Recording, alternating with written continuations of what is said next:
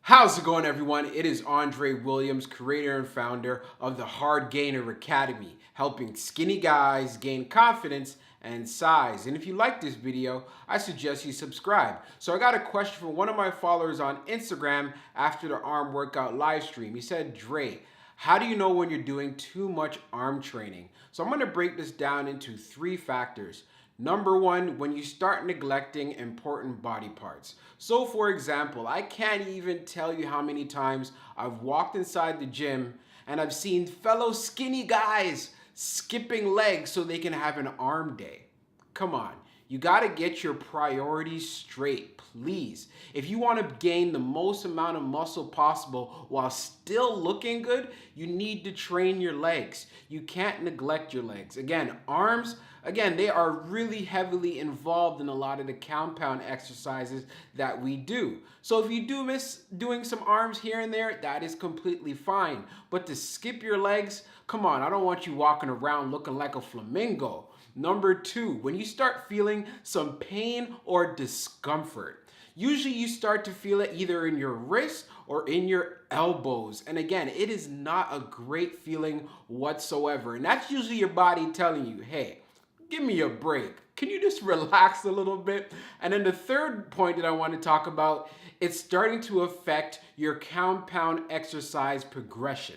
So what do I mean by this? So let's say, for example, you're on the bench press. We already know that the triceps are heavily involved as well. If you notice that your bench press numbers are starting to go down, then you're probably training your arms too much. Now let's talk about the biceps. Let's say, for example, you're doing chin-ups or even barbell rows and you notice those numbers start going down or you start to plateau, then you might have a problem. That means your arm training is getting in the way of your compound exercise progression. And what does that mean? This will limit the potential as far as how much muscle we can actually grow. So it's time to scale it back. I myself, when it comes to training arms, I do not make it a heavy priority, but I do make sure that I get in a certain amount of volume. Now I know what you're saying, so how do you know if you're training your arms enough? All right, so let me just break that down quickly.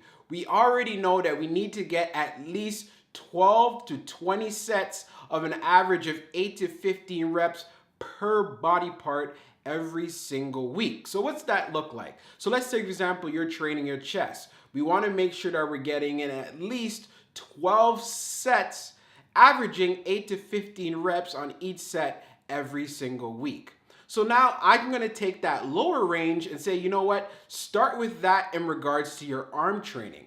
So make sure that you're getting those 20 sets for those big muscle groups like your chest, your back, your shoulders. And then now for your arms, make sure that you get at least 12 sets.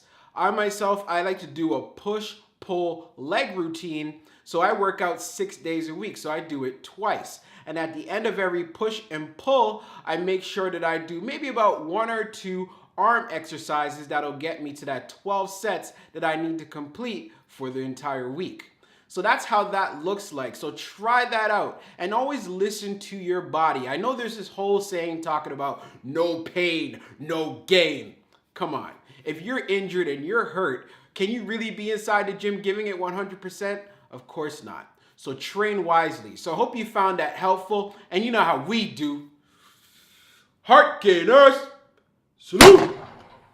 Peace out.